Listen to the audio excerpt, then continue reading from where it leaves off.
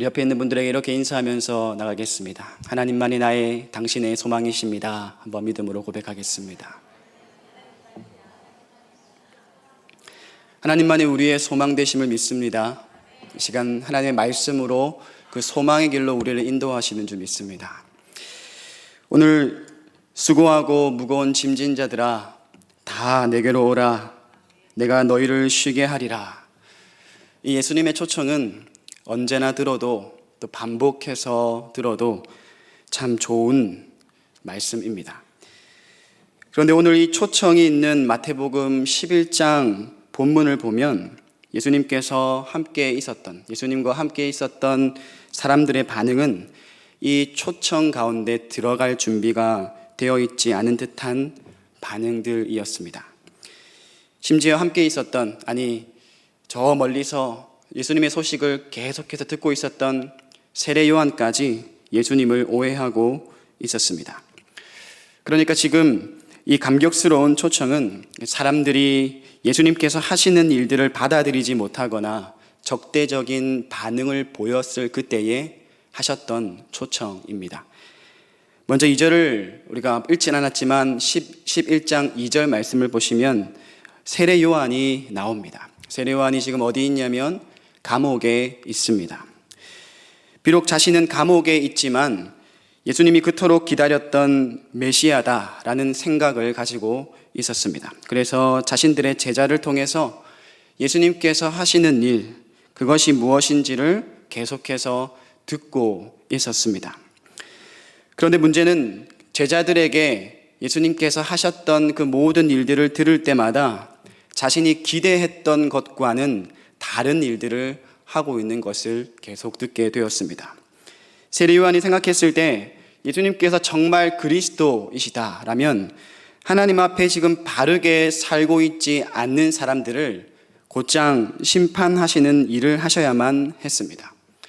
그런데 자꾸 예수님께서 어떤 일을 하셨는가 하면 5절 말씀에 이렇게 말씀합니다. 우리 5절 말씀 다 함께 읽어보도록 하겠습니다. 맹인이 보며 못 걷는 사람이 걸으며 나병 환자가 깨끗함을 받으며 못 듣는 자가 들으며 죽은 자가 살아나며 가난한 자에게 복음이 전파된다 하라. 심판하시는 것이 아니라 사랑하고 용서하고 또 심지어는 함께 먹지 말아야 될 사람들과 식탁 교제를 하고 있었습니다. 이렇게 그가 생각했던 것과는 전혀 다른 일을 하신다는 것을 자신들의 제자를 통해서 듣게 되니까 자꾸 예수님의 정체성에 대해서 의구심이 들기 시작했습니다. 스스로 가지고 있었던 예수님의 모습, 메시아의 모습을 그 예수님께서 하신 일을 통하여서 받아들일 수가 없는 상황이었던 것이죠. 그래서 정말 예수님께서 그리스도가 맞는가라는 것을 알기 위해서 다시금 제자들을 보내서 3절처럼 예수님께 이렇게 묻게 했습니다. 예수께 여짜오되 오실 그이가 당신이오니이까 우리가 다른 일을 기다리오리이까 라고 물으면서 세례 요한조차도 예수님이 진짜 메시아가 맞는가 계속해서 확인해야 하는 상황이었던 것이죠. 그러면 세례 요한이 아닌 다른 무리들은 어떤 반응이었을까? 당시 사람들은 예수님께서 어떤 기적을 베푸셨는가를 보면서 이 사람이 진정 메시아구나 라는 생각을 가지려고 했습니다. 예수님을 보면서 보는 것으로 판단하려고 했던 것이죠. 하지만 보는 것으로 쫓는다는 것은 예수님께서 기적과 치유를 행하셨을 때에는 우리가 익히 잘 아는 것처럼 종려나무의 가지까지 들면서 예수님을 환영했지만 반대로 그들의 기대와는 다르게 십자가에서 무기력하게 죽음을 맞이했을 때에는 보는 것으로 판단했기 때문에 예수님을 조롱하고 배척하게 되었습니다. 그들은 기적을 보았을지는 몰라도 복음을 받아들이지 못했다라는 것이지요. 예수님 곁에 있었던 사람들의 반응은 다 이런 상태였습니다. 자신들이 세워놓은 기준으로 예수님을 바라보고 있었던 것이지요. 사실 우리도 이런 모습이었습니다. 모두 자신들이 정한 기준 안에서 예수님을 바라보았습니다. 그래서 우리의 시선으로는 하나님의 말씀이 아닌, 기도가 아닌 우리의 시선으로는 어떠한 방법을 사용하든지 하나님의 방법과 길이 전혀 이해가 되지 않았고 보이지도 않았습니다. 그렇죠. 사실 우리는 주님을 찾은 적이 한 번도 없습니다. 주님께서 우리에게 다가오셔서 우리의 마음문을 두드리셨기 때문에, 우리에게 은혜를 주셨기 때문에, 믿음까지도 선물로 주셨기 때문에 주님을 아는 것이지, 한 번도 우리의 방법으로는 주님을 찾지도 않았고 찾을 수도 없었습니다. 모두 다 눈먼 자였던 것이죠. 하나님, 제가 이렇게 쉼 없이 노력하고 있는데 하나님은 도대체 어디 있습니까?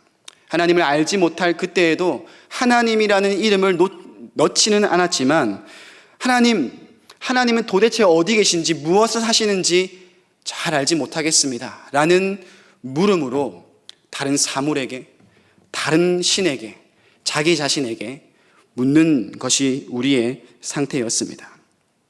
우리가 눈먼 자였고 사실 지금도 부분적으로는 그럴 수도 있습니다. 그래서 우리가 예수 그리스도를 믿은 후에도 나의 기준 안에서, 내가 정한 시간과 방법 안에서 주님께서 일하시길, 또 말씀하시기를 바라니까 우리가 하나님의 답, 예수님의 답, 성령께서 우리를 어떻게 인도하시는지를 잘 알 수 없는 것을 종종 경험하곤 하는 것이지요. 그래서 우리는 그 길을 더 많이, 더 깊이, 또 쉽게 알기 위해서 이것저것 다 해보려고 합니다. 뭐라도 잡아야 하니까요. 뭐라도 잡아서 우리의 인생을, 우리의 삶을 안정적으로 만들어서 쉴 수 있도록 우리의 삶을 끊임없이 무언가를 해보려고 합니다. 그런데 그런 우리의 노력과 쉼 없는 노력은 그러면 그럴수록 잡히는 것이 없는 것 같다라는 것을 인생의 시간이 지나면 지날수록 경험이 됩니다. 무리들처럼 보는 것을 통해서, 기적을 통하여서 우리의 삶을 바꾸어 보려고 애써 노력하지만 그 성취한 그 모든 것들이 잠깐의 쉼은 우리에게 줄 수 있을지 몰라도 영원한 쉼, 이것은 전혀 알지 못하는 그런 경험들을 참 많이 하곤 합니다. 그렇게 이것저것 하나님께서 말씀하신 방법이 아닌 눈먼 자처럼 살고 있는 우리가 이 땅에서 살 때에 끊임없이 노력하면 노력할수록 우리에게 경험되는 것이 있습니다. 더 분주해졌어요. 우리가 시간이 지날수록, 문명이 더 발달할수록 더 많은 분주함이 우리의 삶을 가득히 채우고 있습니다. 하루를 시작할 때부터 마칠 때까지 하나님 앞에 잠잠하게 거하는 시간들이 계속해서 사라지고 있는 것을 보게 됩니다. 그 세미한 사랑의 음성을 들은 적이 언제인가 까마득한 그런 생각이 들 정도로 우리가 잠잠하게 조용히 하나님의 음성을 듣는 시간조차 우리의 하루의 시간 속에서 사라졌다라는 것을 고백할 수밖에 없는 우리의 모습을 보게 됩니다. 그래서 유진 피터슨이라는 신학자는 현 시대의 이 분주함에 대해서 이렇게 말합니다. 자기 세계를 만들어가는 배교 행위가 바로 현대에 살아가는 사람들의 분주함, 이것이 바로 우리의 정말 영적인 문제이다라고 정의 내립니다. 분주함이 하나님으로부터 멀어지게 만드는 계기가 되고 하나님을 떠나게 만들어 버렸다라고까지 이야기를 합니다. 그렇습니다. 지금까지 내가 아는 예수님이라면 반드시 이렇게 하셔야 하는데 그런 일은 우리에게 일어나지 않습니다. 그래서 내가 세상을 볼 수 있는 선 안에서, 경험하고 들을 수 있는 선 안에서 최선을 다해서 무언가를 다 해보려고 하지만 바람을 잡는 것처럼 아무것도 남지 않는, 오히려 우리의 삶에 큰 무게덩어리만 남게 되는 것들을 우리의 삶에 종종 경험한다는 것입니다. 우리 성도님들은 어떠신지 모르겠습니다. 적어도 이 상황이 저의 상황처럼 느껴졌습니다. 이 말씀을 다시금 묵상하면서 저의 삶을 돌아볼 때에 너무나 큰 많은 분주함이 나의 삶에 자리 잡혔고 하나님의 음성을 듣는 시간들이 더 적어졌으며 하나님의 마음이 무엇인지 하나님의 방법이 무엇인지 알지 못하는 큰 무게만 남게 된 것 같은 인생을 살아가는 것이 저의 삶인 것처럼 느껴졌습니다. 그래서 적어도 오늘 지금 저에게 수고하고 무거운 짐진 자들아 다 내게로 오라 내가 너희를 쉬게 하리라. 이 예수님의 초청이 저에게 필요합니다. 그러면 우리가 이 초청 가운데 들어가려면 어떻게 해야 될까? 오늘 말씀 가운데 예수님께서 이렇게 말씀하시는 것입니다. 답은 이미 나와 있어요. 예수님의 말씀을 사실 듣지 않아도 답은 우리가 신앙을 가진 이상 이미 잘 알고 있습니다. 신앙이란 무엇입니까, 여러분? 나의 힘으로는 아무것도 할 수 없고 쉴 수도 없습니다. 끊임없이 날아오는 세상의 평가에 나를 맞추어 보려고 나를 바꾸어 보려고 애썼지만 그 모든 애씀은 나를 쉬게 하지 못합니다. 그래서 주님, 내가 그 세상의 시선을 내려놓고 하나님을 바라봅니다. 여러분, 이런 절망적인 나 자신의 신앙 고백, 나 자신으로부터의 고백으로 출발하는 것이 바로 신앙이지 않습니까? 신앙은 나의 상태를 인식하고 인정하는 것부터 시작한다라는 것이지요. 욥기와 시편의 말씀을 보면 이 상태에 있는 이들이 이렇게 믿음으로 고백하는 것을 볼 수 있습니다. 욥기 13장 15절 말씀에 우리말 성경에 이렇게 번역하고 있습니다. 그분이 나를 죽이신다고 해도 나는 그분을 신뢰할 것이네.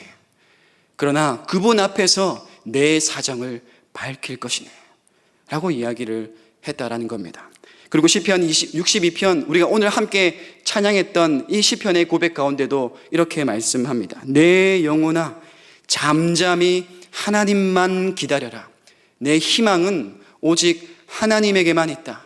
하나님만이 우리의 피난처이시니 백성아 언제든지 그만을 의지하고 그에게 너희의 속 마음을 털어놓아라. 이렇게 말씀하고 있다라는 겁니다. 욥과 시편 기자의 고백처럼 모든 문제는 하나님 안에서만 풀 수 있다는 믿음과 신뢰의 고백이 우리의 영적인 눈을 뜨게 했고 하나님께서 하시는 일을 듣고 볼 수 있게 만들었다는 것입니다. 우리가 거기서부터 시작한다는 것이지요. 사랑하는 온 세계 성도 여러분, 우리가 오늘 진정한 쉼으로라는 제목으로 함께 말씀을 나눕니다. 그런데 쉼이라는 것은 어떻게 우리가 얻을 수 있는 것입니까? 주님께서 하시는 말씀을 듣기 전에 우리가 먼저 알 수 있는 것이 있습니다. 우리의 인생의 경험을 통하여서 또 여러 가지 말씀을 통해서 종합해 보면 쉼이라는 것은 우리가 쟁취할 수 있는 것이 아니다라는 것이죠. 여러분, 여기서부터 출발해야 되는 것이에요. 쉼이라는 것은 내가 만들 수 있는 것이 아니다라는 것이죠. 내가 무언가를 한다 하더라도 영원한 쉼이 우리의 인생에는 단 1%도 보장되지 않는 것이 우리의 삶이다라는 것입니다. 예수님께서 이렇게 말씀하셨죠. 마음이 가난한 자가 복이 있다.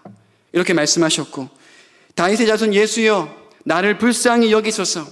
이 믿음의 고백을 했던 바디메오의 고백처럼 그의 이 간절함이 그의 영적인 눈을 뜨게 했고 하나님의 길 위에 서게 했습니다.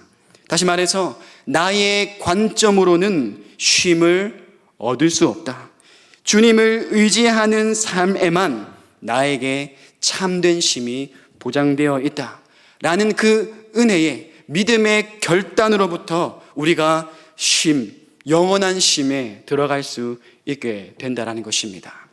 사랑하는 성도 여러분, 이 믿음의 결단이 오늘 이 시간 있기를 소망합니다. 하나님께서 우리에게 약속하신 진정한 영원한 쉼에 들어가기 위해서 우리에게 믿음의 결단이 필요합니다. 주님, 내가 무언가를 해도 주님께서 주시는 쉼 가운데는 들어갈 수 없습니다.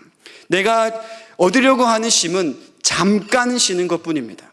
하나님, 내가 나의 상태, 나의 무지, 나의 부정함, 나의 죄악들을 다시금 고백하며 주님만을 바라봅니다.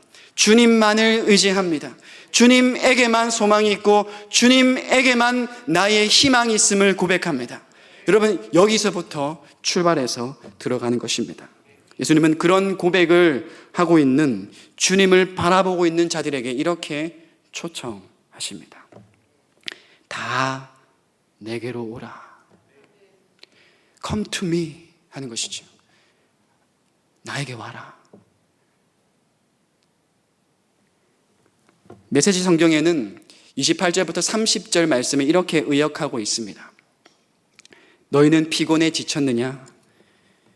종교 생활에 탈진했느냐? 나에게 오너라. 나와 함께 길에 나서면 너희의 삶은 회복될 것이다. 내가 너희에게 제대로 쉬는 법을 가르쳐 주겠다. 나와 함께 걷고 나와 함께 일하여라. 내가 어떻게 하는지 잘 보아라. 자연스러운 은혜의 리듬에 배워라.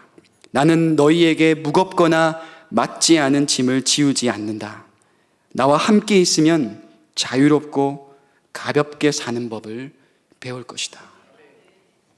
이런 말씀처럼 예수님의 초청은 나 자신의 무능, 무지를 고백하며 하나님과 자녀와의 관계 가운데 설 때에 하나님이 나의 아버지시고 나는 그분의 자녀다라는 그 관계 가운데 설 때에 비로소 우리가 설 수 있다라는 초청을 우리 가운데 알려주신다라는 것입니다. 쉼이라는 단어를 보면 아나파오라는 말입니다. 이 아나파오라는 말 속에 여러 가지 의미가 담겨 있지만 조용히 머무르다, 그리고 초점이 명확해지다라는 의미가 담겨져 있습니다. 그런 말이란 거죠. 세상의 소리를 차단하고 잠잠하게 머물러서 예수님의 말씀에 초점이 더 명확해지는 그 친밀한 관계를 시작하는 것, 그것이 바로 이 땅에서 부분적이라고 할지라도 영원한 쉼을 맛볼 수 있는 길이라는 것입니다. 여러분, 하나님은 창세기부터 요한계시록까지 일관되게 반복해서 우리에게 말씀하시고 초청하시는 말씀이 있습니다. 너희는 나의 백성이 되고 나는 너희의 하나님이 될 것이다. 이런 말씀을 창세기부터 요한계시록까지 반복해서 우리 가운데 하신다라는 것입니다. 지금 수고하고 무거운 짐진 자들아 다 내게로 오라 라는 초청은 이때에만 하셨던 말씀이 아니었다라는 것이죠. 주님께서 사람을 만드셨을 그때에도, 주님을 떠났을 그때에도, 구원하실 그때에도, 다시 오시는 그때에도 주님은 반복해서 우리 가운데 이 한 가지를 끊임없이 지금도 말씀하시는 분이시라는 겁니다. 하나님은 지금도 우리와 함께 살기를 원하신다는 것입니다. 함께 걷기를 원하시고 함께 일하시기를 원하십니다. 여러분, 그 삶을 하나님은 너무도 바라시고 계십니다. 그렇게 예수님께 가서 하나님과 아버지와 자녀와의 관계 가운데 선다면 우리가 함께 읽었던 29절 하반절 말씀 가운데 이런 고백과 이런 결과가 우리 삶 속에 일어난다는 것이죠. 그리하면 그렇게 너희들이 나에게 다가온다면 너희 마음이 쉼을 얻을 것이다. 여러분, 그때에 비로소 우리가 쉼이 경험이 됩니다. 그런데 여러분, 중요한 것은 이 쉼, 우리가 쉼을 경험한다라는 것은 우리가 세상 속에서 정의 내리는 쉼과는 좀 전혀 다른 생각을 가지고 말씀을 우리 가운데 합니다. 아무것도 하지 않는 것이 쉬는 것이 아니다라고 말씀해 주십니다. 29절에서 그리하면 너희가 쉼을 얻겠다 전에 예수님께서 사람들에게 말씀하시는 말씀이 있었습니다. 나는 마음이 온유하고 겸손하니 나의 멍에를 메고 내게 무엇하라고 말씀하십니까? 배우라라고 말씀하셨다라는 거예요. 당시 유대 사회에서는 이 멍에라고 하는 것은 일반적으로 두 마리의 소가 함께 지는 것을 말하는 기구였습니다. 그러니까 함께 지는 두 마리 소는 어미소와 송아지가 함께 한 조를 이루는 경우가 많았다라고 합니다. 여러분, 그렇게 어미소와 새끼소, 송아지가 함께 멍에를 메고 일을 하게 되면 그 하중이 누구에게 다 가게 되겠습니까? 어미소에게 다 가게 되겠죠. 송아지도 함께 멍에를 메고 있지만 사실 그 모든 일은 어미소가 다 한다라는 것이죠. 예수님도 우리와 그렇게 멍에를 메신다라는 겁니다.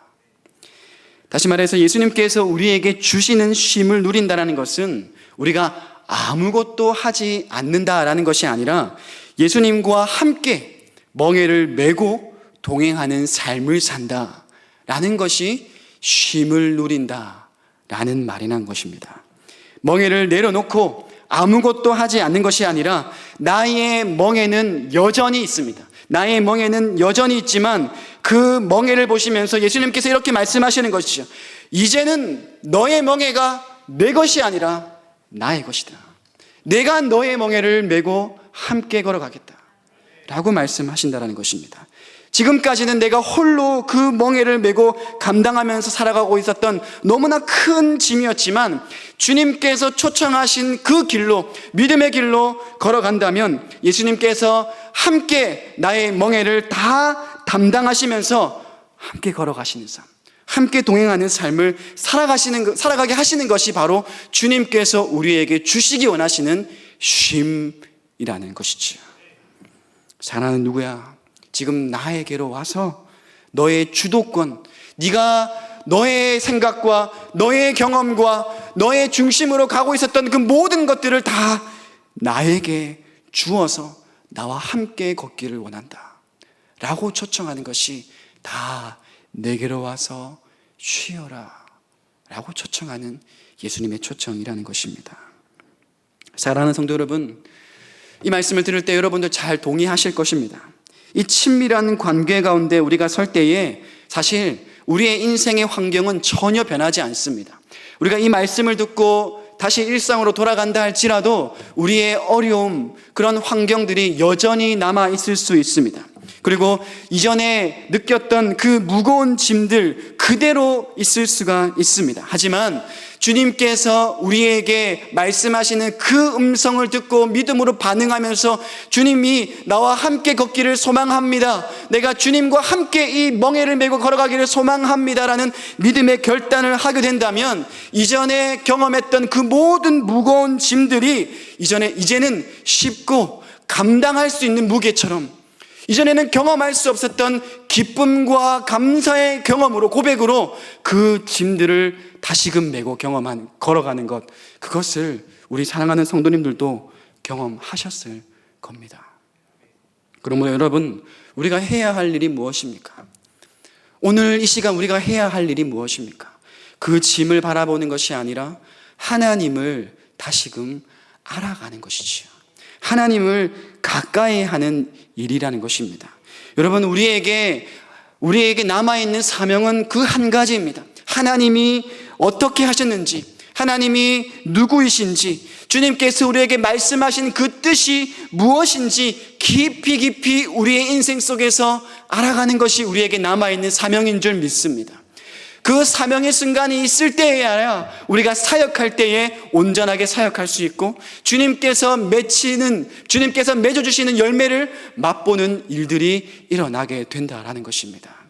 그러므로 사랑하는 성도 여러분, 하나님과의 관계가 끊어져 있었던, 잠잠하게 주님 앞에 머물렀던 그 시간이 사라져 있으시다면 다시금 그 시간을 확보하시기를 축복합니다.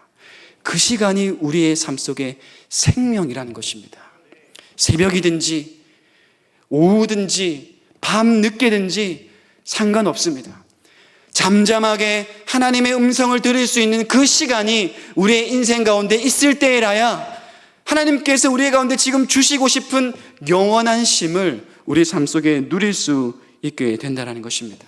여러분, 우리에게 그것은 특권입니다. 그것을 누리는 것이 우리의 특권이고 우리가 믿음을 가진 이유라는 것입니다.